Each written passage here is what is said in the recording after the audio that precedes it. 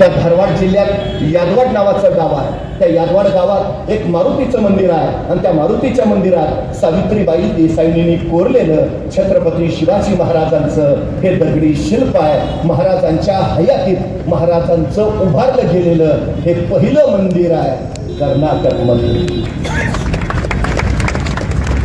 350 वर्षापूर्वी महाराज राज्य उभा करतायत, पण या राज्याला ते नैतिक मूल्यांची बैठक देत आहेत. हे सगळ्यात महत्वाचं वैशिष्ट्य, सगळ्यात महत्वाचं. जिथं माणसांची खरेदी विक्री होत होती, माणसांना गुलाम म्हणून विकलं जात होतं, तिथं शत्रूला सुद्धा बहीण म्हणून तिची पाठवणी करणारा हा पहिला राजा आहे. त्याच्याबरोबर करार करताना महाराजांनी स्पष्ट सांगितलं, आमच्या राज्यात माणसाची खरेदी विक्री होणे नाही, गुलामी बंद, आमचे वारसदार सुद्धा हेच पुढे चालवतील.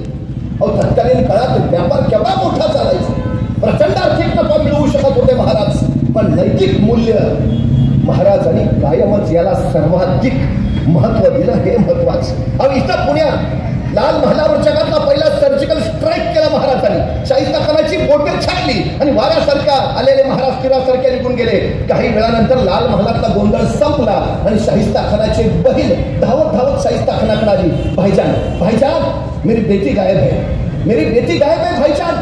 त्यावेळी शाहिस्ता खान तिला म्हणाला, शिवाजी राजांची माणसं तुझ्या पोरीला पळवणार नाहीतच, पण जर चुकून तसं काही घडलं असेल तर बेफिक्र रहा, शिवाजी राजे पोटच्या लेकीसारखीच तिची काळजी घेतील. कोण बोलतोय? शाहिस्ता खान सारखा कट्टर वैरी. शाहिस्ता खान गुरुजी या त्याच्या डायरीत त्याने लिहून ठेवलंय. पुढं ती सापडली भीतीपोटी, तिथंच एका पिंपात लपून बसली होती लाल महालातच. पण महाराजांच्या चारित्र्याचं शाहिस्ता खानानं केलं जे वर्णन आहे ते आमच्या लक्षात यायला. नैतिक मूल्य, तत्व, निष्ठा या सगळ्या गोष्टी महाराजांनी स्वराज्यासाठी एक उदात्त बैठक म्हणून वापरल्या. हे महाराजांचं सगळ्यात मोठं यश आहे. नाहीतर महाराजांकडे होतं काय? कशाच्या बळावर महाराजांनी हे सगळं केलं? ना सैन्य, ना संपत्ती, ना साधन, काही नाही महाराजांकडे. ॲबे खरे नावाचा एक फ्रेंच प्रवासी महाराजांच्या रोह्याच्या कार्यालयात आला आणि तिथल्या कार्यालयाच्या अधिकाऱ्याला तो विचारू लागला, तुमच्या महाराजांचं सैन्य कमी, तुमच्या महाराजांचं सामर्थ्य कमी, तुमच्या महाराजांकडे संपत्ती कमी, पण तरीही तुमचे महाराज प्रत्येक लढाईत यशस्वी होत आहेत, असं का? त्यावेळी महाराजांच्या कार्यालयातला तो अधिकारी म्हणाला, आमच्या महाराजांच्या यशस्वीतेचं एकच कारण आहे, अभ्यास, विलक्षण अभ्यास. आमच्या महाराजांचा सगळ्या क्षेत्रापर्यंतचा अभ्यास आहे. धर्मशास्त्र, अर्थशास्त्र, नीतिशास्त्र, समाजशास्त्र, राज्यशास्त्र, इतिहास 2 पाठ आहे आणि भूगोल जणू महाराजांच्या नजरेत साठवला आहे. आमच्या महाराजांचा अभ्यास हेच आमच्या महाराजांच्या यशाचं कारण आहे. अगदी खरे विचार. त्यांनी परवाना घ्यावा जावं ना, पण त्याच्यात एक विलक्षण गुण आहे, जिज्ञासा. विलक्षण म्हणजे आपल्याला आपली जेवढी माहिती नाही तेवढी आपली परकीयांना माहिती आहे. इंग्रज व्यापारी म्हणून आले इथं, आपला अभ्यास केला आणि त्यांच्या लक्षात आलं आपण यांच्यावर राज्य करू शकतो आणि 150 वर्ष त्यांनी राज्य केलं. 150 वर्ष. महाराजांची दूरदृष्टी किती आहे माहिती आहे? एकदा कुणीतरी औरंगजेबाला पत्र लिहून कळवलं, इंग्रजांचा हेतू चांगला दिसत नाहीये, तो हिंदुस्थानचा बादशाह औरंगजेब, या इंग्रजांचा धोका आपण ओळखला पाहिजे. औरंगजेबानं उत्तर काय दिलं माहिती आहे? इंग्रज, अरे इंग्रज म्हणजे म्हैशीच्या पाठीवर बसलेला मच्छर. म्हैशीनं नुसती शेपटी हलवली तरी मच्छर उडून जाईल, त्यांचा कसला धोका, तो काय सांगतो आम्हाला? औरंगजेबानं साफ दुर्लक्ष केलं. पण महाराज मात्र इंग्रजांच्या बद्दल म्हणतात, हे इंग्रज साधे साहूकार नव्हे ती, यांना भूमी स्थळाची माया फार, घेतले स्थळ सोडतील ना, हे आताच उखडले पाहिजे. 150 वर्ष इंग्रजांनी जे राज्य केलं त्याचा धोका सगळ्यात आधी जर कुणी ओळखला असेल तर तो छत्रपती शिवाजी महाराजांनी. जेम्स डग्लस असं लिहितो की नशीब शिवाजी महाराज जमिनीवर जन्माला आले, ते जर पाण्यावर जन्माला आले असते ना तर 150 वर्ष राज्य करणं लांब राहिलं, इंग्रजांना हिंदुस्थानचा नीट चेहरा सुद्धा बघता आला नसता. कोण लिहिताय? डग्लस. केवढा अभ्यास आहे, केवढा अभ्यास केलाय तिने आपल्याबद्दल. आमची अडचण काय झाली माहिती आहे? आमच्याकडे सध्या जिज्ञासा हा गुणच अस्तित्वात नाही. इंग्रजांना 150 वर्ष इथं राज्य करायचं होतं, आम्हाला गुलाम म्हणून ठेवायचं होतं, पण मॅकॅलनं जी शिक्षण पद्धती बनवली तीच मुळात गुलाम बनवणार. आमची पोरं प्रश्नच विचारत नाहीत. म्हणजे प्रश्न न विचारायची दोन कारणं असतात. एक, सगळंच कळतंय, आणि दोन, काहीच कळत नाही. पण त्याच्यापेक्षा महत्वाचं जिज्ञासा नाहीच आहे. बघा ना, आता मी फिजिक्सचा प्राध्यापक आहे, भौतिकशास्त्र शिकवतो. काय शिकवतो? माझ्या आधी असंख्य प्राध्यापक झाले, इथूनही नंतर पुढे होतील. शिकवतो काय आम्ही? Newton's law, Einstein's formula, Edison's rule. मला कधी कधी प्रश्न पडतो, न्यूटन्स लॉच का, पाटील्स लॉ का नाही, आईन्स्टाईन्स फॉर्म्युलाच का, सूर्यवंशी फॉर्म्युला का नाही, एडिसन्स रूलच का, चवन्स रूल का नाही, आमची का नाही लावत, आम्ही का नाही शोध लावत, आम्ही का नाही संशोधन करत? याचं कारण काय? आमच्यात जिज्ञासा हा गुणच नाही. आणि महाराज यशस्वी झाले याचं कारण महाराजांच्यामध्ये हा विलक्षण गुण आहे, जिज्ञासा. म्हणजे मला कधी कधी बरं वाटतं की बरं झालं ते न्यूटनच सफरचंदाच्या झाडाखाली बसला होता. मग सफरचंद खाली पडलं आणि मग त्याला प्रश्न पडला, सफरचंद खालीच का पडलं? आणि मग गुरुत्वाकर्षणाचा शोध लागला. नाही, बरं झालं न्यूटनच बसला होता. आपल्यातला एखादा बसला असतं तर आणि पडलं असतं सफरचंद खाली, काय प्रश्न पडला असता त्याला? बरं झालं मी असतानाच पडलं. दुसरा प्रश्न, बरं झालं आणखी कोणी नाही, अकेले अकेले खायेंगे.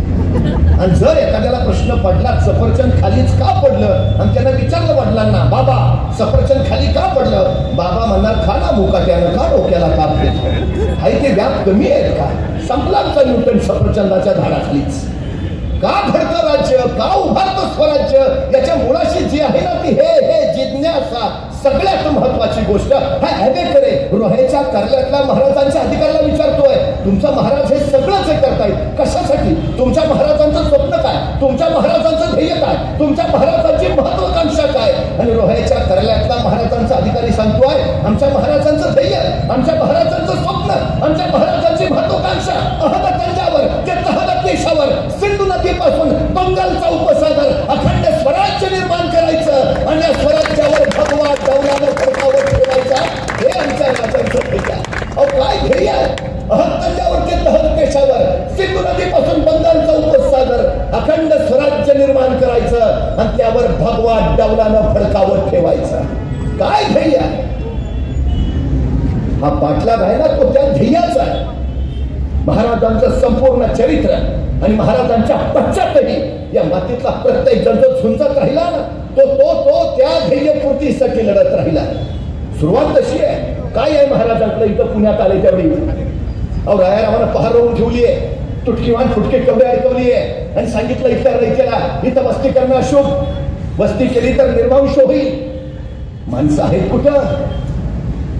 अशा वेळी मासाहेबांनी घातले साथ, या या या परत या गावात. आणि रयतेने विचारलं कोणाच्या भरोशावर? आणि कडाडल्या मासाहेब, तुमच्या शिवबाराजांच्या भरोशावर. या राजे समर्थ आहेत, पण होतं काय राजाकडे? काही नाही. मग महाराज असं म्हटले का आता काहीच नाही आपल्याकडे तर करायचंच काय, करणार तरी कसं? हल्ली आमच्या पोरांची कारणं सबबीत जास्त आहेत. म्हणजे महाराज शून्यातनं विश्व उभा करतात. आमच्याकडे मात्र सगळं रेडीमेड तयार असून आमच्या हातनं काही होत नाही. नाहीतर एखाद्याला ढाल द्यावी, तलवार द्यावी, एवढंच काय त्याला घोड्यावर निघून बसवावा, त्याच्या पुढे जाऊन त्याला रणांगणात निघून सोडावा आणि मग म्हणावं लेका आता तरी लढ, तरी पट्ट्या निवांतच. अरे लढ की, तुमचा लढू कसा? एका हातात ढाल आहे, दुसऱ्या हातात तलवार आहे, दोन्ही हात एंगेज आहेत, लढणार कसा? अरे निदान पळून तरी जा, पळू तरी कसा? घोड्यावर बसलोय दिसत नाही का? झोप अजून अडचण आहे. काय होतं महाराजांकडं? काय आहे सांगा ना. अहो 13, 14, 15, 16 वर्षाची पोरं महाराज गोळा करायचे, दूरवर एखाद्या इथल्या जंगलात जायचे, जंगलातल्या दाट झाली त्या पोरांना तलवारबाजीचं युद्धाचं शिक्षण प्रशिक्षण द्यायचंय. पण कुणाला कळणार नाही अशा बेतानं. आणि आपल्या जंगलात आज काय चाललंय ते बाहेर कुणाला कळू नये म्हणून शिवबाराजांनी जंगलाच्या बाहेरच्या झाडावर एक खुनेचा पोऱ्या उभा केलेला असायचा. त्याला सांगितलेलं असायचं, कुणी अनोळखी माणूस येताना दिसला की तू नुसता खुनेचा आवाज कर. तुझा खुनेचा आवाज ऐकला की मी तलवारी शमशीर लपवून ठेवतो आणि विट्टीदंडूचा खेळ चालू करतो, म्हणजे कुणाला कळणार नाही आपला आज काय चाललंय ते. त्या दिवशी शिवबाराजांचा खेळ रंगात आला होता. आपल्या सोबत त्यांना तलवारबाजीचा युद्धाचं शिक्षण प्रशिक्षण दिलं जात होतं. त्यामुळे जंगलाच्या बाहेरच्या झाडावर एक खुनेचं पोरग टेहळणी करत बसलं होतं. त्याच वेळी त्याला दिसलं एक 15-16 वर्षाचं रांगडं पोरग येताना. तसं खुनेचं पोर ठरवलं, नीट निरखून बघितलं, येणारं पोर अनोळखी वाटलं. तसं बसल्या जागेवरून त्यांनी हुबे हुब मोराचा आवाज काढला.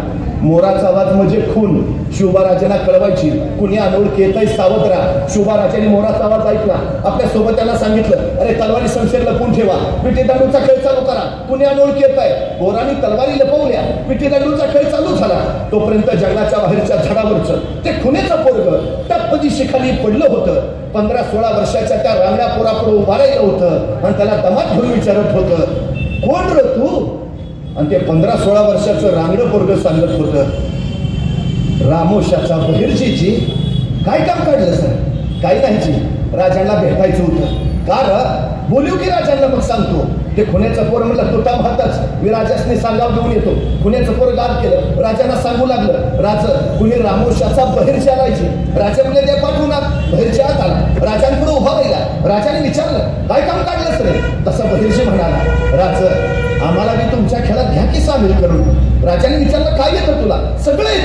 कसला बी आवाज करतो, कुणाची बी नक्कल करतो. राजा वेषांतर तर असा करतो की तुम्ही बी ओळखायचा नाही. राजाला पटलं वाटलं माणूस कामाचा. असं असं असं मग चल ये आत्तापासूनच आमच्या खेळात ये. तसा बहिर्जी घुटमळला, म्हटला, राज उद्यापासून येतो की? का नाही, बापाला सांगावा दिला असता राजा. बापाला सांगून उद्यापासून येतो की जी. राजे म्हणजे ठीक आहे, ये उद्यापासून. बहिर्जी जायला वळाला, 5-6 पावलं गेला. अचानक काय वाटलं कुणास ठाऊक, बहिर्जी पुन्हा माघार आला. राजांना म्हणाला, राज एक सांगू का जी? राजे म्हणजे बोल. नाही, कुणी अनोळखी माणूस आला तर तुम्हाला कळावं म्हणून तुम्ही झाडावर जो पोऱ्या उभा केलाय त्याला सांगा, ह्या दिवसात मोर वरडत नाही. नाही, कुणी जाणतं माणूस यायचा मोराचा आवाज ऐकायचा, तो विचार करायचा, या दिवसात जर मोर ओरडतच नाही तर आवाज आला कुठून? ऐकतं गौ सुंदर राजा. राजाने माणसं गोळा केली, ती अशी दऱ्याखोऱ्यातली गिरिकंदरातली अचूक सूक्ष्म निरीक्षण असलेली हाच बहिर्जी पुढे राजांचा गुप्तहेर प्रमुख झाला. अमेरिकेची गुप्तहेर यंत्रणा रॉ आणि इस्रायलची मोसाद ह्या जगातल्या सर्वोत्तम गुप्तहेर यंत्रणा मानल्या जातात. इस्रायलची मोसाद गुप्तहेर यंत्रणा सांगते, आम्ही बहिर्जी नाईकांना आणि महाराजांच्या गुप्तहेर खात्याला आमचे आदर्श मानतो. राणावनाच्या पोराफोरांना महाराजांनी कोण उंचीवर नेऊन बसले? जे उपलब्ध आहे त्याचा वापर केला. आमची अडचण काय माहितीये, आम्ही जे नाही त्याच्यासाठी रडत बसतो आणि जे आहे त्याच्याकडे पूर्ण दुर्लक्ष करतो. महाराजांनी जे नाही त्याच्याकडे लक्ष दिलं नाही, जे आहे त्याच्याकडे अधिक लक्ष दिलं, ते अधिक समर्थित केलं, त्याचा विकास केला आणि तो स्वराज्याच्या उपयोगी आणला. सगळ्यात महत्वाचं जे कमतरताकडे लक्ष देऊच नका, कमतरताना बलस्थान बनवा आणि त्या बलस्थानाच्या बळावर स्वतःच्या कर्तृत्वाचा ध्वज फडकवा, हे सांगितलं शिवचरित्रनामात. सगळ्यात महत्वाचं बघा ना, इस्रायलची मोसाद सांगते आम्ही महाराजांच्या गुप्तहेर यंत्रणेला आदर्श मानतो. बंगालमध्ये वंगभंग चळवळ चालू झाली आणि या वंगभंग चळवळीला प्रेरणा मिळावी म्हणून रवींद्रनाथ टागोरांनी महाराजांनाच आदर्श म्हणून पुढे आणलं आणि कविता लिहिली, जयस्तो शिवराय. महाराजांची प्रेरणा घेऊन वंगभंग चळवळ यशस्वी झाली. बंगालमध्ये कृष्णधन घोष नावाचे सद्ग्रस्त होते. त्यांच्या मुलाला त्यांना भारतीय संस्कृती शिकवायचीच नव्हती. त्याला पाश्चात्य विचारसरणी त्यानं स्वीकारावी असा त्यांचा टास होता.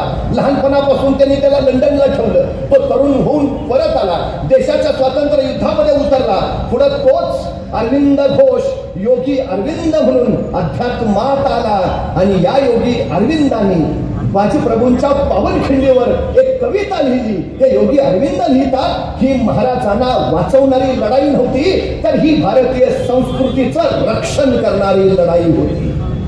योगी अरविंद सांगतात, तामिळनाडूमध्ये जाती विरोधी चळवळ गतिमान करण्यासाठी पुन्हा छत्रपतींचंच नाटक लिहिलं जातं. छत्रपती शिवाजी महाराज लोकांपुढे ठेवले जातात. त्या नाटकात छत्रपती शिवाजी महाराजांची भूमिका केली ते अभिनेते गणेशन, म्हणजे आताच्या रेखाचे वडील गणेशन. पण या गणेशन यांनी छत्रपती शिवाजी महाराजांची भूमिका इतकी अप्रतिम केली की त्या नाटकानंतर त्यांचं नावच झालं शिवाजी गणेशन. छत्रसाल बुंदेला महाराजांकडे आला, नोकरी हवी आहे. महाराज म्हणाले, नोकरी कसले मागता? जे मी महाराष्ट्रात केलं ते तुम्ही बुंदेलखंडात जाऊन करा. छत्रसाल केला आणि महाराजांच्या प्रेरणेने त्यांनी बुंदेलखंड स्वतंत्र केला. आसामचा राजा ओहम तो मोगलांच्या विरोधात लढत राहिला. कमीत कमी फौजेनिशी मोगलांच्या बलाढ्य फौजेला त्याने शह दिला.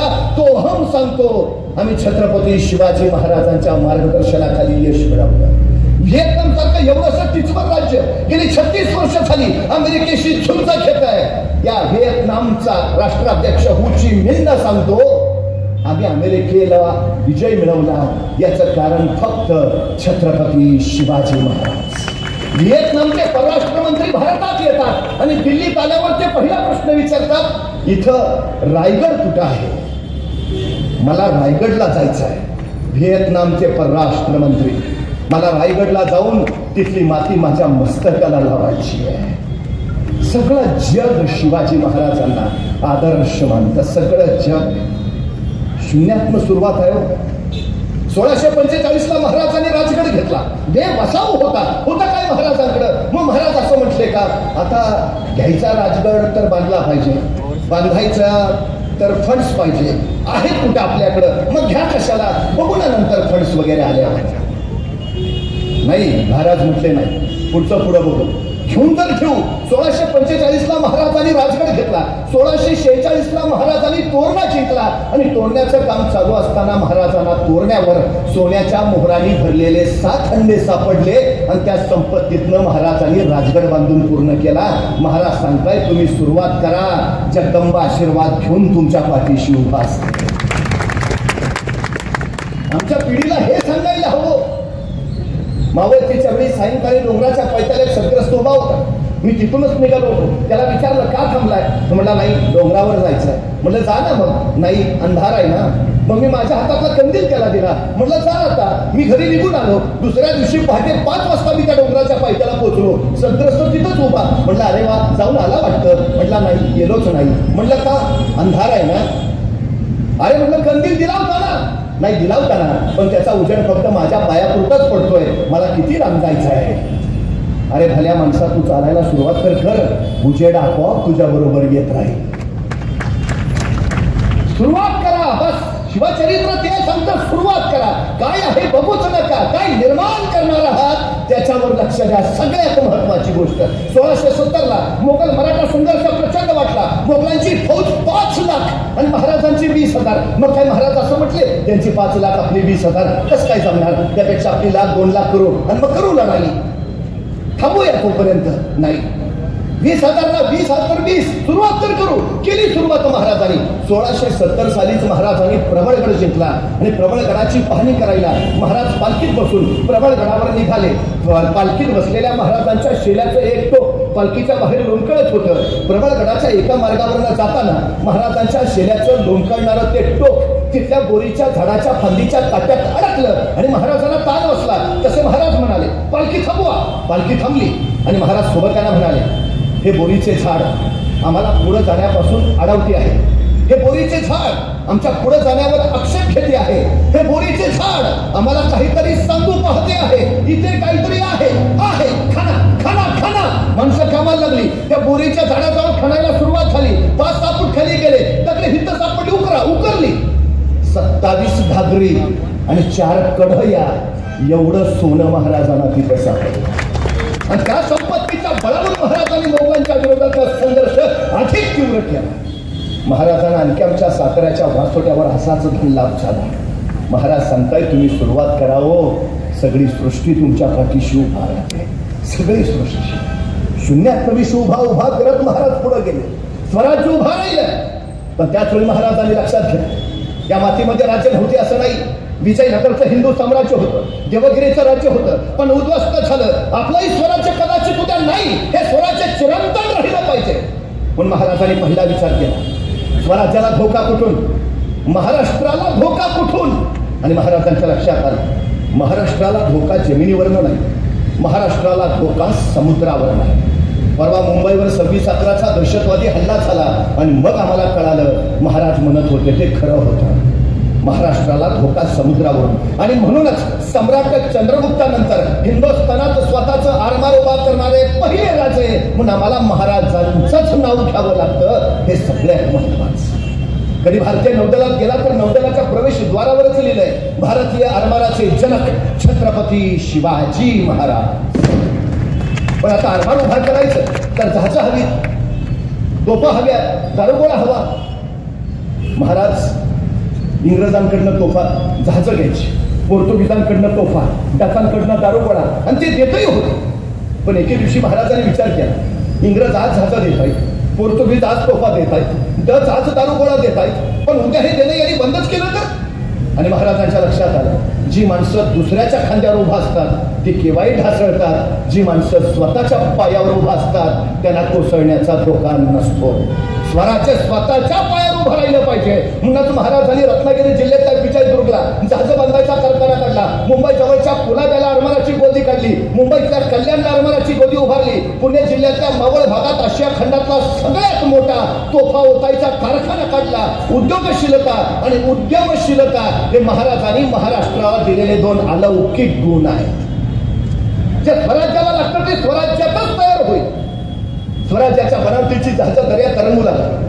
पण या जहाजात एखाद्या अवजड तोफ ठेवली तर तोफेच्या ओझ्याने जहाज डचमळायचं, सबब नेम चुकायचा. तोफेचा गोळा पुढे सुटला, दाब मागं पडला की जहाज पाण्यात फोडायचं. महाराजांनी हे बघितलं. एके दिवशी विचार केला आणि महाराज कल्याणच्या कारखान्यात गेले. आपल्या सगळ्या कामगारांना गोळा केलं. त्यांना सांगितलं, मी सांगतो तसं जहाज तयार करा, मी सांगतो तसं. आणि महाराजांनी सांगितलं असं असं असं, आणि तसं तसं जहाज तयार झालं. तत्कालीन काळात पाण्यावर अत्यंत जलद गतीनं पडणारं, किती ओझं ठेवले तरी न डचमळणारं, तोफेचा गोळा पुढे सुटला, दाब मागं पडला तरी पाण्यात न फुटणारं असं विलक्षण जहाज महाराजांनी निर्माण केलं. याच जहाजांच्या बळावर खांदेरी उंडेरीला इंग्रजांबरोबर युद्ध झालं आणि ज्यांचा दर्यात कधीच पराभव होत नाही अशा इंग्रजी आरमाराचा मराठ्यांच्या आरमारानं पराभव केला. आणि मुंबईच्या गव्हर्नर सुरतेला लिहिता झाला की जोपर्यंत शिवाजी महाराजांकडे आहेत तशी जहाजं आपल्याकडे येत नाही तोपर्यंत आपण महाराजांचं आरमार जिंकू शकत नाही. त्या सुरतेच्या गव्हर्नरला काही कळेल ना, अरे ते शिवाजी महाराज तर आपल्याकडनं जहाजं विकत घेतात. मुंबईचा गव्हर्नर म्हटला, नाही, आता त्यांच्या कारखान्यात त्यांची जहाजं तयार होतात. माहिती घेतल्यावर लक्षात आलं आणि ज्या इंग्रजांकडनं जहाजं विकत घेत होतो त्या इंग्रजांनी महाराजांना पत्र पाठवलं, तुम्ही तयार केलेलं जहाज आम्हाला विकत देता का? महाराजांनी त्या जहाजाचं नाव ठेवलं संगमरी जहाज, तथा संगमेश्वरी जहाज. लष्करी आरमाराचं महाराजांनी निर्माण केलंच आहे, पण मर्चंट नेव्हीचे जनक सुद्धा महाराजाच आहे हे आपण लक्षात घ्यायला हवं. 350 वर्षापूर्वी जवळपास 8 ते 10 आंतरराष्ट्रीय कीर्तीची बंदरं महाराजांनी कोकण किनारपट्टीवर उभारली. म्हणजे सिंधुदुर्ग बांधताना महाराज असं म्हणतात की 84 बंदर 80 जागा नाही. म्हणजे अभ्यास किती आहे महाराजांचा. 18 टोपीकरांच्या उरावर दुसरी शिवलंका उभारली. अभ्यास काय या आंतरराष्ट्रीय बंदरं उभारली. सुरुवातीला महाराजांकडे 10 ते 12 जहाजं होती. राज्याभिषेकाच्या वेळी महाराजांकडे मोठी तब्बल 80 जहाजं आहेत. 80. आणि त्याच्यापेक्षा महत्वाची ही बंदरं कुठे आहेत माहिती आहे? समुद्रात नाही. शत्रूंची बंदरं आहेत, इंग्रज, पोर्तुगीज, डच ही सगळी समुद्रावर आहेत, काठावर आहेत. पण महाराजांनी जी आपली बंदरं उभारली ती सगळी खाडीत उभारली, समुद्राच्या आत. म्हणजे महाराजांचे गुराबा जे स्वराज्याच्या बनावटीचे होते ते कमी पाण्यात आत येऊ शकत होते, पण शत्रूचं एकही जहाज खाडीकडे आत येऊ शकत नव्हतं. सबब बंदरं सुरक्षित राहत होती. हे सगळ्यात मोठं वैशिष्ट्य आहे. मसाल्याचे पदार्थ घेऊन आपली जहाजं युरोप, इराण, तुर्कस्तान आणि फार मस्कत पर्यंत जायची. आफ्रिका देशांबरोबर सुद्धा आपला व्यवसाय चालायचा, व्यापार चालायचा. आता मी सांगतो ना, मराठी माणूस व्यापारात मागं कोण म्हटलं? 350 वर्षापूर्वी जगभरात मराठी व्यापार करत होते. महाराजांनी स्वराज्याची अर्थव्यवस्था बळकट करायला हा व्यापार वृद्धिगत केला होता. हे सगळ्यात महत्वाचं, सगळ्यात गोष्ट महत्वाची आहे. महाराष्ट्रात आज मी 450 किल्ले आहेत, पैकी 360 स्वराज्यात होते, पैकी 110 किल्ले महाराजांनी आपल्या 50 वर्षाच्या कारकिर्दीत बांधले. 50 वर्षात एक फ्लॅट घेणं होत नाही आम्हाला. 110 किल्ले बांधले महाराजांनी. स्वराज्य बळकट करणं हा हेतू होताच, पण त्याहीपेक्षा महत्वाचा हेतू होता या मातीत उगवलेल्या प्रत्येकाच्या हाताला काम मिळालं पाहिजे. सुतार, लोहार, चांभार, न्हावी, जोशी, गुरावानी, मुलानी, सारी, माळी, धनगर, कोळी, आगरी, भांडारी, सारी या मातीत उगवलेला प्रत्येक जण पोटाला लागला पाहिजे. हे स्वराज्याचं सगळ्यात महत्वाचं सूत्र होतं. महाराजांनी उद्योग व्यवसाय उभारले, गड किल्ल्यांची बांधकामं काढली. याचं कारण लोकांच्या हाताला काम आणि त्याच्या खिशात कष्टाचं दाम हे सगळ्यात महत्वाचं होतं. सगळ्यात मला एका गोष्टीचं उत्तर द्या. महाराजांनी जेवढे किल्ले बांधले त्याचा एक तरी किल्ला असा आत निसर्गरम्य ठिकाणी फार्म हाऊस म्हणून बांधलाय का? कधी विचार केला? सगळे किल्ले व्यापारी दृष्टीने बांधले, कारण तिकडच्या उत्तरेच्या मोगलांना जर आदिलशाहीकडे जायचं झालं तर त्यांना आपल्याकडनं जावं लागायचं.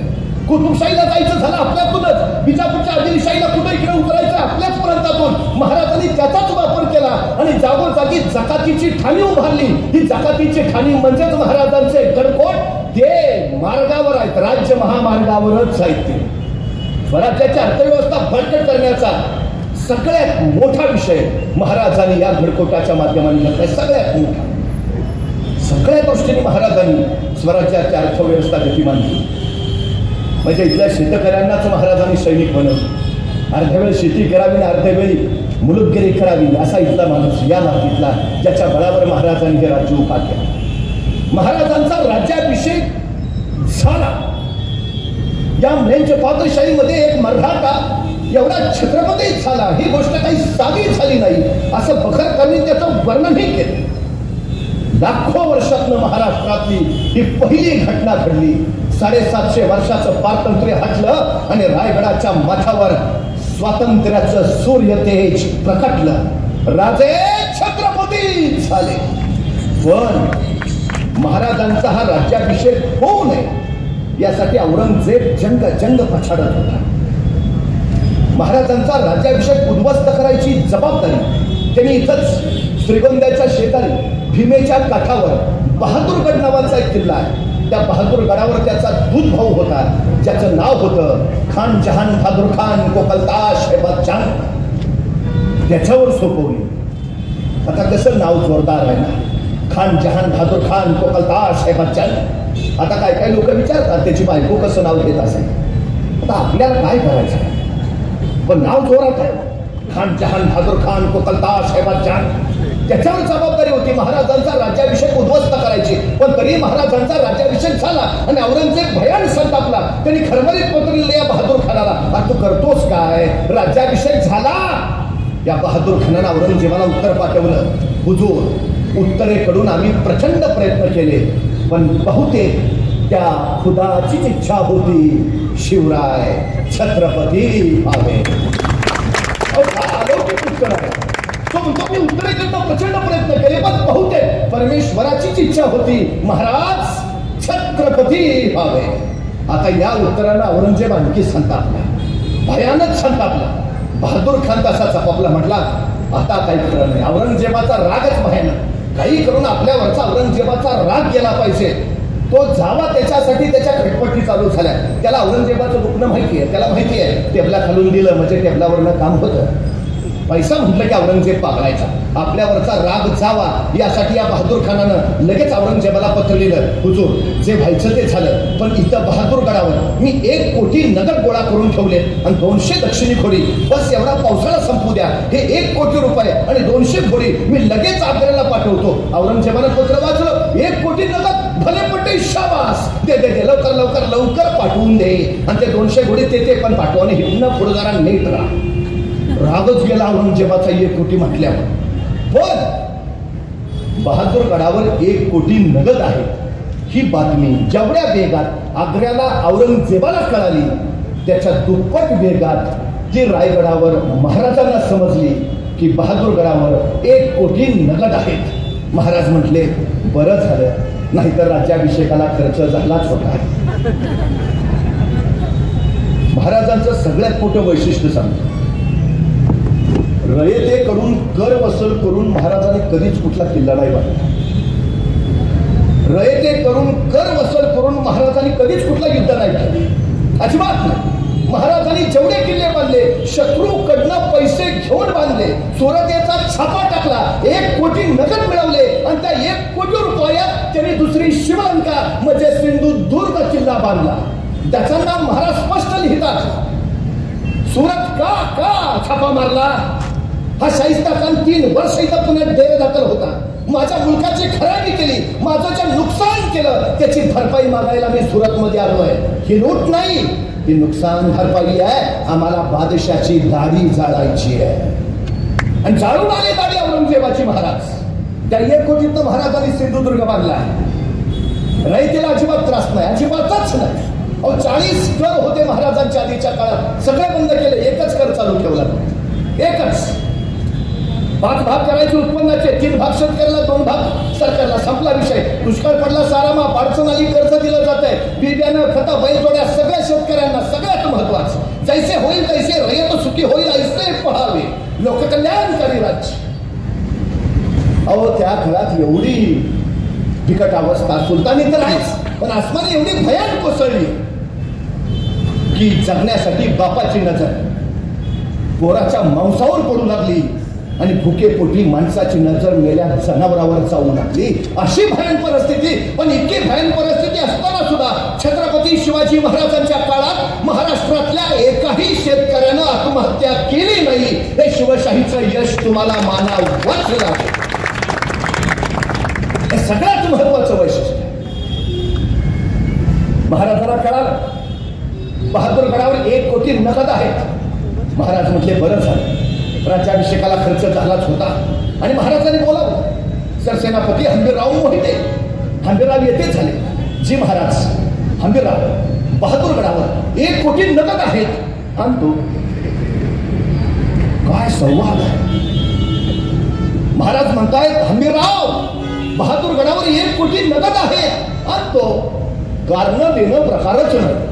हंबीरराव असं नाही म्हणले, नाही महाराज बरोबर आहे तुमचं, पण जरा दिवसही पावसाळ्याचे आहेत, मला जरा सर्दीची अलर्जी आहे, उद्या एवढा पावसाळा बघू ना नंतर.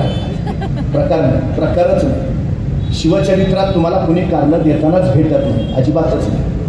बघा ना, आमच्या तानाजीने पोराचं लग्न काढलंय, पत्रिका द्यायला महाराजांकडे. राजा रायबाच्या लग्नाला यायचं बरं का, आणि महाराजांची नजर आहे कोंढाण्यावर, आणि कोंढाण्याकडे पाहता पाहता राजे तानाजीला म्हणाले, तान्हा कोंढाणा घ्यायचं म्हणे रे.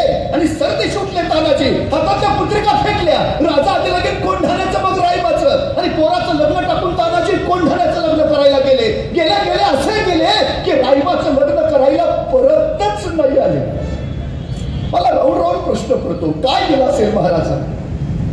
का महाराज म्हणले असतील तानाजीला, तान्हा तेवढा कोंढाणा घ्या, मग महानगरपालिकेच्या तिकिटाचं तुमचं बघतो. काय दिलंय? काही नाही हो, काही नाही. महामंत्र दिलाय, स्वराज्य, स्वराज्य आणि स्वराज. इथला प्रत्येक जण कारण प्रकारच नाही. सगळ्यात महत्वाचं अहो काय वैशिष्ट्य. 6 महिन्याची ओळख असलेला शिवा काशीत सिद्धीनं वेडा टाकला. नेताचे पालकरणी छापा टाकला, बळ तोकडा पडला आणि राजाला कळून चुकलं. शक्तीपेक्षा युक्तीचा वापर केला पाहिजे. त्या दिवशी राजाने बोलावणं काढलं. नव्यानं स्वराज्यात आलेल्या हुबहू आपल्यासारख्या दिसणाऱ्या या शिवा काशीतला. आणि राजाने विचारलं, ए शिवा, आमचं रूप घेतोस? होय शिवा. सिद्धीच्या भेटीला जातोस? ए शिवा, मरायला तयार होतोस? शिवा म्हणला होतो. चला गेला, स्वराज्यासाठी समर्पित झाला. 6 महिन्याची ओळख आहे हो. या 6 महिन्याच्या ओळखीत असं काय केलं महाराजांनी की शिवा काशीत मरायला तयार झाला? इकडे पन्हाळ्याच्या पश्चिमेकडून त्या वादळी पावसाळी किर रात्री बांधल फौजेबरोबर बाजी प्रभूंना घेऊन महाराज विशाळगडाच्या रोखाला निघाले.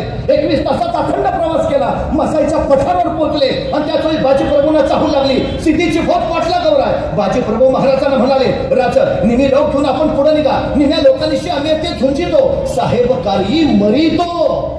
आमच्या मुला लेकरांसाठी महाराज साहेब समर्थ. काय सांगतायत बाजी प्रभू? निम्मे लोक घेऊन तुम्ही पुढे निघा. राजे म्हणले, नाही बाजी, सोबत लढू. तसे कराडले बाजी, नाही राज, लाख मेले तरी चालतील, पण लाखाचा पोशिंदा वाचला पाहिजे. राजा निघा. सगळ्यात महत्वाचं जे वाक्य आहे ना बाजी प्रभूंच, आम्ही साहेबकारी मरितो. तयारी आहे महाराज, तुम्ही निघा, आम्ही मरितो. हे समर्पण आहे, हे समर्पण आहे. बाजी प्रभू झुंजत राहिले. सिद्धीची फौज प्रपातासारखी कोसळली आणि कडाडत राहिले. बाजी जाऊन सांगा त्या यमाला, जोपर्यंत राजा विशाळगडावर पोहोचल्याचे तोफांचे आवाज आमच्या कानावर पडत नाही तोपर्यंत हा बाजी प्राण सोडणार नाही. आवाज कानी पडले आणि मग शिर तुटले. बाजी कोसळले. गजापूरची खिंड पवन खिंड. तदनंतर राजे बाजी प्रभूंच्या सिंध या गावी गेले. फुलाचे प्रभू सुद्धा तिथं धारात युती पडले. बाजी प्रभू फुलाजी प्रभू यांच्या कुटुंबियांचं महाराजांनी सांत्वन केलं. बाजी प्रभू आणि फुलाजी प्रभू यांना एकूण 8 मुलं. महाराजांनी त्यांच्या 8ही मुलांना स्वराज्याच्या सेवेत दाखल करून घेतलं. अनुकंपा तत्वावर नोकरी ही योजना शिवाजी महाराजांची. आता ठीक आहे, ज्यांची मुलं तरुण आहेत त्यांना सेवेत घेता येईल, पण काही सैनिक असे असतील ज्यांची मुलं लहान लहान आहेत आणि तो युद्धावर गेला, मारला गेला. आता त्यांच्या लहान मुलांचं काय? महाराजांनी रायगडावर बाल प्रवेशी गृह उभारलंय. म्हणजे आपल्या सैनिकांच्या मुलांच्या संवर्धनाची, शिक्षणाची, प्रशिक्षणाची सगळी व्यवस्था स्वराज्याकडून केली जायची आणि ते योग्य वयात आले की त्यांना सेवेत घेतलं जायचं. मुलांचंही झालं. आता काही सैनिक असे असतील, नुकतंच लग्न झालंय, अजून मुलबाळ नाही, तो लग्नाला युद्धाला गेला, मारला गेला, आता घरी फक्त विधवा पत्नी. आता तिचं काय? महाराजांनी 350 वर्षापूर्वी आपल्या सैनिकांच्या विधवा पत्नींसाठी फॅमिली पेन्शनची योजना आणली. विमा सुरू करणारा पहिला राजा आहे. तर पेन्शन किती द्यायची त्या विधवा पत्नीला तेही ठरलंय. तो सैनिक युद्धाच्या वेळी मारला गेला, त्याला शेवटचा पगार जेवढा असेल त्या पगाराच्या निम्मी रक्कम त्याच्या पत्नीला आयुष्यभर पेन्शन म्हणून दिली जायची. बरं, आता पत्नीचंही झालं. काय सैनिक असे असतील अजून लग्नच झालं नाही, युद्धावर गेला, मारला गेला, आता घरी फक्त वृद्ध माता पिता. आता त्यांचं काय? आपल्या सैनिकांच्या वृद्ध माता पित्यांसाठी महाराजांनी आडीशेरी नावाची योजना चालू केली. म्हणजे स्वराज्यातून दर महिन्याला त्या वृद्ध माता पित्यांना 2.5 शेर धान्य दिलं जायचं. पोरांपासून थोरांपर्यंत सर्वांची काळजी महाराजांनी स्वराज्याच्या रूपाने घेतली. महाराजांनी स्वराज्याचा कानून जाबता तयार केला होता, ज्याला आम्ही घटना म्हणतो. म्हणून डॉक्टर बाबासाहेब आंबेडकर लिहितात की या देशाची राज्यघटना तयार करताना माझ्या डोळ्यासमोर छत्रपती शिवाजी महाराजांचं स्वराज्य होतं. काळाच्या कितीतरी पुढे महाराजांनी हे सगळं उभारलं. कितीतरी पुढे. हंबीररावांनी लगेच सांगितलं, महाराज 1 कोटी आणतो, पण आणणं सोपं आहे का? त्या बहादूरगडावर 35,000ची खरी फौज आहे. त्या 35,000 फौजेच्या तावडीतून 1 कोटी आणायचे म्हणजे किमान 50,000ची फौज घेऊन गेलं पाहिजे. मग आता रायगडावर 50,000 फौज आहे का? नाही ना. मग स्वराज्याची पद्धत अशी, दसऱ्याला सीमोल्लंघन करावं, स्वराज्य संवर्धनासाठी बाहेर पडावं, अक्षय तृतीयेला परत यावं आणि शेतीच्या कामाला लागावं. महाराजांचा राज्याभिषेक उरकून स्वराज्याचं सगळं सैन्य आपापली शेतीवाडी करायला गावी गेलंय. रायगडावर सैन्य आहे कुठं? मग पण आपल्याकडे दंगल झाली, आणीबाणी आली की राज्य राखीव दल येतं. राज्य राखीव दल ही संकल्पना ही छत्रपती शिवाजी महाराजांची. रायगडावर कायम 10,000ची रिझर्व्ह फोर्स असायची. हंबीरराव मोहितेने काय केलं? त्या 10,000 रिझर्व्ह फोर्स मधले 9,000 आपल्या सोबत घेतले. 1,000 रायगडाच्या रक्षणासाठी तिथंच ठेवले. घेतलेल्या 9,000 फौजेचे त्यांनी परत 2 भाग केले. एक भाग केला 7,000चा, दुसरा भाग केला 2,000चा. 2,000ची फौज घेऊन हंबीरराव रायगडावरनं निघाले. ते थेट पुण्यात आले आणि पुण्यातनं पुणे सोलापूर हायवेनं सांडस पाटस करत भीमेच्या अलीकडं म्हणजे त्या बहादूरगडच्या अलीकडं करकुंब नावाचं गाव आहे, त्या करकुंबला येऊन थांबले. त्या करकुंब पासून बहादूरगड एकाच झेपेचा आणि उरलेला 7,000ची फौज घेऊन त्यांच्या हाताखालचा सरदार तो रायगडावरनं निघाला. तो पुण्यात आला आणि पुणे नगर हायवेनं रांजणगाव शिरूर करत तो नगरला पोहोचला आणि तो नगरवरून श्रीगोंद्याकडं म्हणजे बहादूरगडाकडे निघाला. जसं मराठ्यांनी नगर सोडलं तसे ते 7,000 मराठे श्रीगोंद्याच्या दिशेनं बहादूरगडाच्या दिशेनं निघताना हल्ला कल्लोळ करत निघाले. हर हर महादेव, जय भवानी, ढोल तसेच बडवायला सुरुवात केली. अवघा हल्ला कल्लोळ उठला आणि मराठ्यांचा हा हल्ला कल्लोळ बहादूरगडाच्या कानावर गेला. तसा एक खेळ धावत धावत बहादूर खानाजवळ गेला. हुजूर, हुजूर, क्या हुआ? ते आले. कोण? मराठे हुजूर. मराठे दिवसा ते तर रात्री येतात. दिवसा कसे आले? त्याला भीती आहे. महाराजांच्या सगळ्या लढाया रात्रीच्या आणि त्यातल्या त्यात निम्म्याच्या वर लढाया अमावस्येच्या रात्रीच्या. म्हणजे अमावस्येच्या किरण काळोखात मोजकी फौज घेऊन बलाढ्य फौजात छापा मारावा हे महाराजांचं सूत्र. बहादूर खानाला माहिती आहे मराठे दिवसा येऊच शकत नाही, त्यांचे रात्रीच. पण तोपर्यंत त्याच्याही कानावर हर हर महादेवचा आवाज पडला तशी बहादूर खानाचे खाते पडले. आले आले आले. पण ज्या ते दिवसा आले भयानक आले असणार, कारण आपली 35,000 फौज आहे. आपल्या 35,000 फौजेशी लढायला हे दिवसा आले म्हणजे मराठे 50,000 तरी असणार. त्या बहादूर खानानं काय केलं, बहादूर गडावरची 35,000 फौज बाहेर काढली, वॉचमन गेटमनच ठेवले तिथं आणि निघाला 35,000 देऊन मराठ्यांच्या लोकांना. इकडून मराठे तावत हर हर महादेव जय भवानी, इकडून बहादूर खानाचं सैन्य यलगार ताप दिन आता दोन्ही फौजा आमने सामने आल्या. आता तुंबडी युद्ध होणार, बाहेर धुमाचक्र मारणार. गडाला बहादूर खान आक्रमण, उचलले मराठे, हर हर महादेव, तलवारी उचलल्या गेल्या आणि वार होणार. अचानक मराठ्यांनी रिव्हर्स गेअर टाकला, भागो. या बहादूर खानाला सुचायचं बंद झालं. मराठे पुढं मोगल मागं, मराठे पुढं मोगल मागं. 1 मैल झाला, 2 मैल झाले, 5 मैल झाले, मराठे मागं वळूनच बघिनात.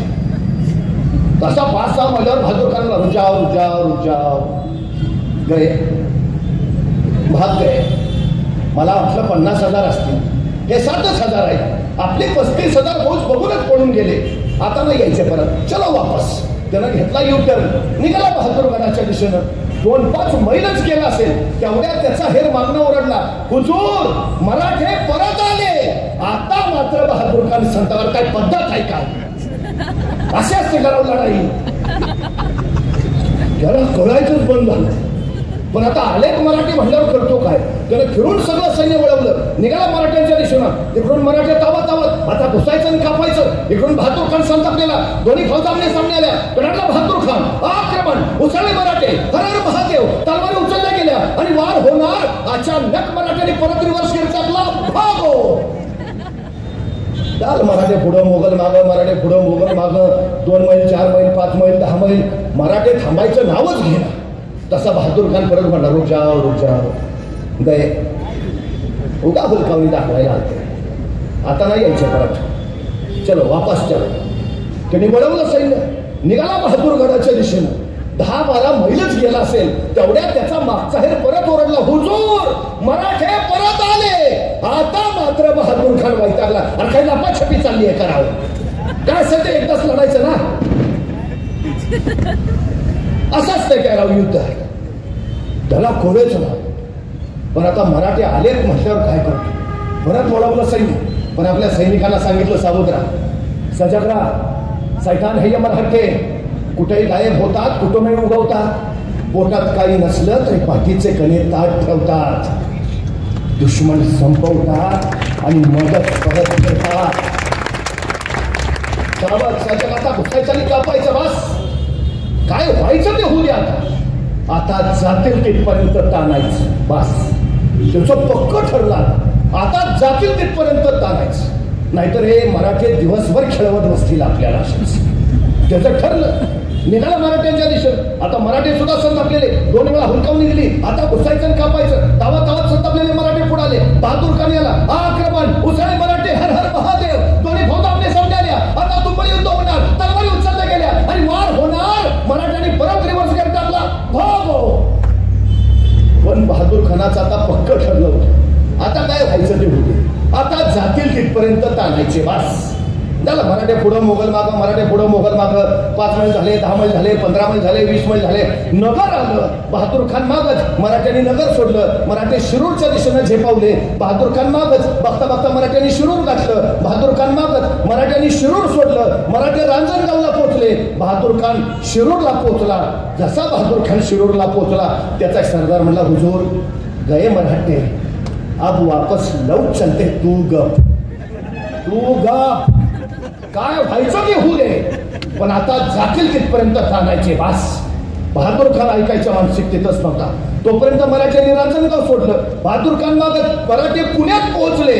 बहादूर खान मागत आता मराठे जसे पुण्यात पोहोचले, काही मराठे कात्रजच्या घाटात, काही मराठे सिंहगडच्या घाटात आणि उरलेले मराठे सासवडच्या घाटात. बहादूर खान पुण्यात आला खरा, पण त्याला मराठे कुठं दिसेच नाही. यही तो थे, कहा गए, ढूंढो. सगळं 35,000 सैन्य मराठ्यांना शोधत राहिलं, पण सापडतील ते मराठे कसले. अहो, त्या बहादूर खानाला काय माहिती आहे, सह्याद्रीच्या दऱ्याखोऱ्यात फक्त 3च फिरू शकतात, एक वारा, दुसरा वाघ आणि तिसरे मराठे. चौथ्याचं काम नाही. बहादूर खान शोधून दाखला. आता मराठे सापडतच नाहीत म्हटल्यावर म्हटला, जीतम बड़ी जीत मिली हमें, मराठे भाग गए, मराठों को भगा दिया, खासी जीत मिली, चलो वापस. आणि विजय मुद्रेनं बहादूर खान निघाला वापस पुण्यातनं रांजणगाव शिरूरच्या दिशेनं. पण बहादूर खान आपल्या 35,000 फौजेनिशी पार पुण्यात पोहोचला. पोचलाय. एवढीच बातमी हेरानी इकडं करकुमला उभा असणाऱ्या हंबीररावांना दिली. तो तिकडून पार पुण्यात पोचलाय. इकडून रान मोकळच आहे. हंबीररावांनी आपली 2000 फौज घेतली. एका झेपेत बहादूरगड गाठला. तिथं वॉचमन घेत म्हणे थांबून सुजवले. आत जाऊन 1 कोटी उडवले. 200 दक्षिणी घोडे ताब्यात घेतली. किल्ल्यात जेवढा किमती सामान होतं, किमती ऐवज होता, तेवढा सगळा घोड्यावर लादला. हंबीररावांना खरं तर किल्ल्यातलं सगळंच घ्यायचं होतं, पण नाईलाजानं घेता नाही आलं. शेवटी अत्यंत दुःखाने त्यांनी ते पेटवून दिलं. आणि मग 1 कोटी नगद 200 दक्षिणी घोडी त्याच्यावर लादलेलं सामान घेऊन हंबीरराव निघाले.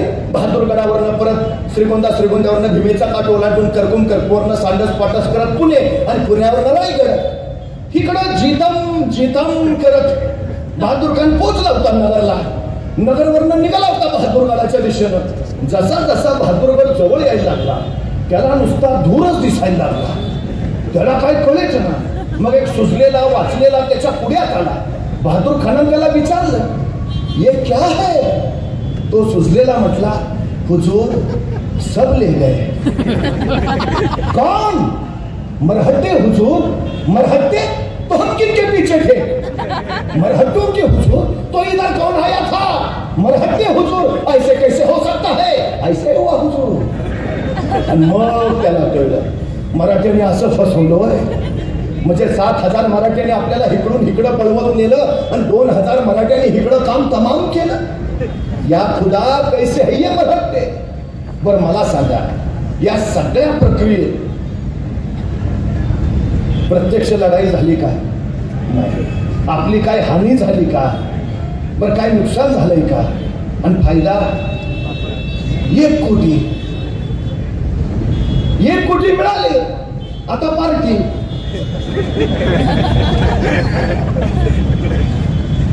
परिणामांची पर्वा न करता केलेली कृती तुम्हाला अपयशी बनवते, तर परिणामांची पर्वा करून केलेली कृती तुम्हाला यशस्वी ठरवते. महाराजांचं वैशिष्ट्य काय आहे? 1 कोटी मिळवणे इतपत फक्त नियोजन नाही, महाराजांनी त्याचं पुढचं नियोजन करून ठेवलंय. अफजल खानाचा कोथळा बाहेर काढायला महाराजांना फक्त 2 मिनिटं लागली, पण या 2 मिनिटाच्या यशस्वीतेसाठी महाराजांनी तब्बल 1 वर्ष नियोजन केलं होतं. तब्बल 1 वर्ष. 2:30 वाजता खानाचा कोथळा बाहेर काढला. 2:45 वाजता मराठी सैन्य खाण्याचं सण तुटून पडलं. लंगडतोड चालू झाली. त्यांच्या तोफा, हत्ती, घोडे, उंट सगळं ताब्यात आलं. प्रचंड मोठी कमाई मिळाली. महाराजांना माहिती आहे अफजल खान 4000 घोडी घेऊन आलाय. भले 2000 घोडी पडून जाण्यात यशस्वी होतील, पण या प्रसंगी आपल्याला 2000 घोडी मिळणारच आहेत. आणि मिळाली. बरं आता घोडी मिळाली, पण नुसती घोडी मिळून उपयोग आहे का? ते घोडे चालवणारे प्रशिक्षित घोडेस्वार सुद्धा हवेत, तर त्याचा उपयोग. एखाद्याला विचारावं, गाडी असते ना घरी मला चालवता येत नाही ना, उपयोग काय तुझ्या गाडीचा? 2000 घोडे मिळाले, पण चालवणारे घोडेस्वार नसतील, उपयोग काय? नियोजन बघा महाराजांचं. 10 नोव्हेंबर 1659 ज्या दिवशी खान मारला, त्या दिवसाच्या बरोबर 6 महिने आधी महाराजांनी आपल्या 2000 लोकांना घोडेस्वारीचं शिक्षण देऊन प्रशिक्षित करून ठेवलंय. आणि त्यांना सांगितलंय 6 महिन्यानंतर 10 नोव्हेंबरला सायंकाळी 4 वाजता तुम्हाला घोडे मिळणार आहेत. बुकिंग झालेलं आहे. हे नियोजन आहे महाराजांचं. 1 कोटी मिळवले, पण महाराजांना माहिती आहे बहादूर खान गप्प नाही बसणार. तो नगरचं सैन्य गोळा करेल, नाशिकचं सैन्य गोळा करेल, औरंगाबादचं सैन्य गोळा करेल, लाखाभराची फौज उभा करेल आणि राजधानी रायगडावर हल्ला चढवेल. यावेळी जर तो लाखाची फौज घेऊन आला तर राजधानी राखावी कैसे? कारण सगळे आपापल्या गावी सैन्य कुठं इथं 10,000ची फौज. राजधानीचं रक्षण कसं करायचं? मग आपलं सैन्य परत येईल. तो बहादूर खानाचं आक्रमण रोखलंच पाहिजे. हो, पण आपलं सैन्य परत कधी येणार? पावसाळा संपल्यावर. पावसाळा कधी संपणार? 4 महिन्यानंतर. म्हणजे 4 महिने बहादूर खानाचं आक्रमण थोपवलंच पाहिजे. सुरू झालं महाराजांचं राजकारण. सुरू झालं.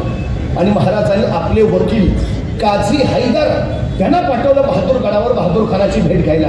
काझी हैदर बहादूरगडावर पोहोचले, पण बहादूर खान काही भेटच घेणार. नको बाबा, ते फसवतात फार. पण राजकीय संकेत असतो, वकिलाची भेट घ्यावी. नाईलाजानं बहादूर खानानं काझी हैदरांची भेट घेतली. हा क्या है? तसे काझी हैदर म्हणाले, हुजूर आपल्यावर कोसळलेल्या दुःखाची आम्हास तीव्र जाणीव आहे. हे असे दिवसा ढवळ्या 1 कोटी जाणं साधी बात नव्हे. आपल्या अंतकरणाला किती यातना झाल्या असतील आम्ही समजू शकतो, पण हुजूर आमच्याकडनं चुकून घडलं हो हे. अपघात होता तो. It's an accident. आमच्या महाराजांना तुमच्या ताकदीचा अंदाजच नाही आला. पण जेव्हा आला प्रचंड पश्चाताप झाला. आमचे महाराज 3 दिवस आतल्या जळतात. 2 दिवस जेवले नाही. शेवटी आज महाराज आम्हाला म्हणाले काजी साहेब तुम्ही स्वतः जातीलच.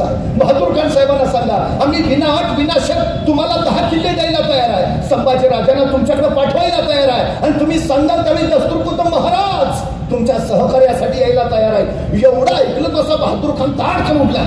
10 किल्ले मग आताच चाव्या आणायच्या. चाव्या कधी आणणार? मग संभाजी महाराज कधी येणार आहे? मग महाराज कधी येतो म्हणले. काजी हैदरना कळलं. मासा गळाला लागला आणि काजी हैदर म्हणजे हुजूर आमचे महाराज हे जे सगळं तुम्हाला देणार आहेत म्हणजे 10 किल्ले संभाजी महाराजांनी येणं स्वतः येणं हे सगळं दिलंच आहे म्हणून समजा. दिलंच आहे. फक्त आमच्या महाराजांची एक छोटीशी अट आहे. म्हणजे काय काय काय नाही हे जे सगळं महाराज तुम्हाला देणार आहेत 10 किल्ले वगैरे त्या सगळ्याला औरंगजेब बादशहांची फक्त मान्यता हवी बस.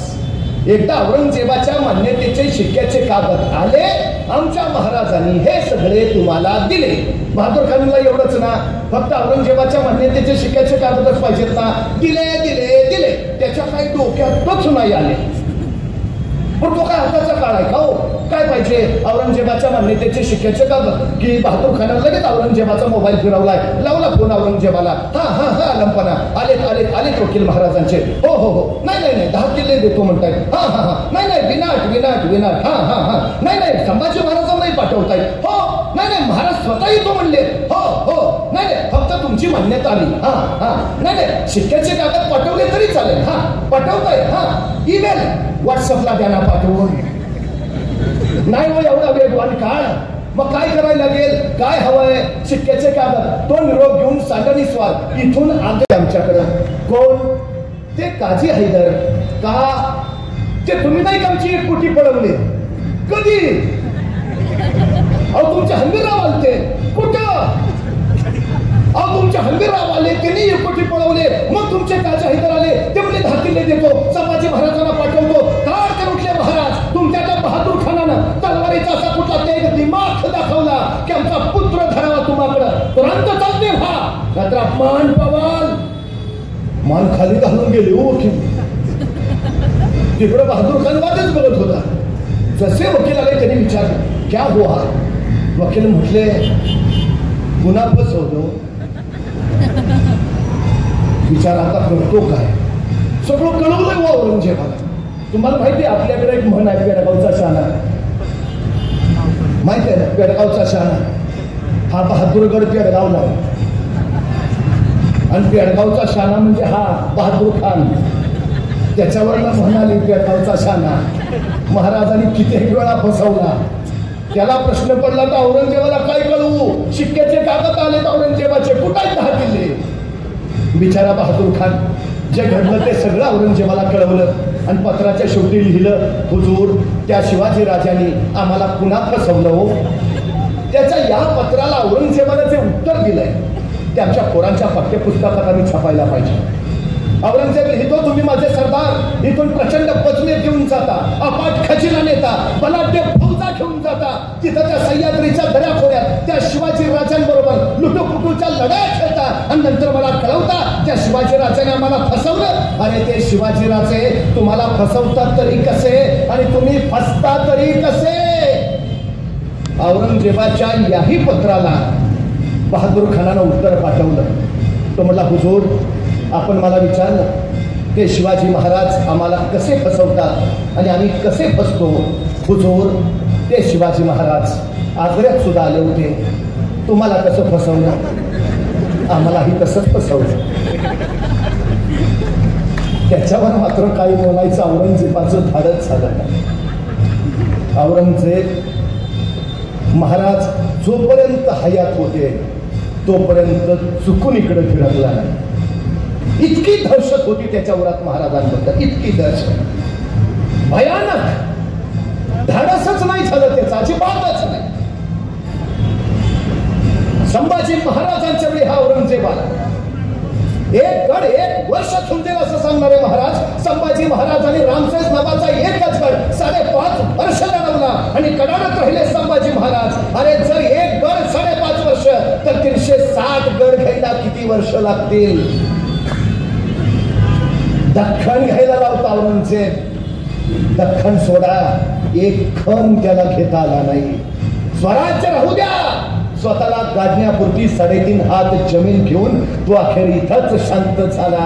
आणि महाराष्ट्रानं नवा इतिहास लिहिला. जो महाराष्ट्राच्या नादाला लागतो त्याचा औरंगजेब होतो. हे महाराजांनी पेरलेलं जे शौर्य आहे ते महाराज राष्ट्रनिर्माते. महाराजांनी हे राष्ट्रीयत्व इथल्या मनात भिनवलं. म्हणूनच इंग्रजांच्या नजर कैदेत असणारे नेताजी सुभाषचंद्र बोस, त्यांच्या हातात शिवचरित्र आलं आणि शिवचरित्र वाचताना त्यांची नजर आग्र्याहून सुटका या प्रकरणावर रिंगाळली आणि त्यातूनच त्यांना प्रेरणा मिळाली. आणि महाराजांसारखेच देशांतर करून तेही देशांतर करते झाले. नेताजींनी बाहेर आझाद हिंद फौजेची उभारणी केली आणि आझाद हिंद फौजेतल्या आझाद हिंद सैनिकांना स्वातंत्र्याचा एकच मंत्र दिला. नेताजी बोस सांगतात, स्वातंत्र्य मिळवण्याचा, स्वातंत्र्य टिकवण्याचा एकच मंत्र आहे. तो मंत्र म्हणजे छत्रपती शिवाजी महाराज. हा मंत्र तुमच्या आमच्या मनामध्ये आणि उद्याच्या पिढ्यांच्या कणामध्ये घुसू द्या. तर महाराजांचं हे राष्ट्रीयत्व अखंड राहील आणि हा भारत महासत्ता होण्याच्या दिशेनं गतीनं वाटचाल करेल. मी पुन्हा एकदा श्रीमंत दगडूशेठ हलवाई गणपती ट्रस्ट आणि सुवर्ण तरुण मंडळ त्यांच्या सर्व संचालकांचं, सदस्यांचं मनपूर्वक कौतुक आणि अभिनंदन करतो आणि आपल्या सगळ्यांची रजा घेतो. धन्यवाद.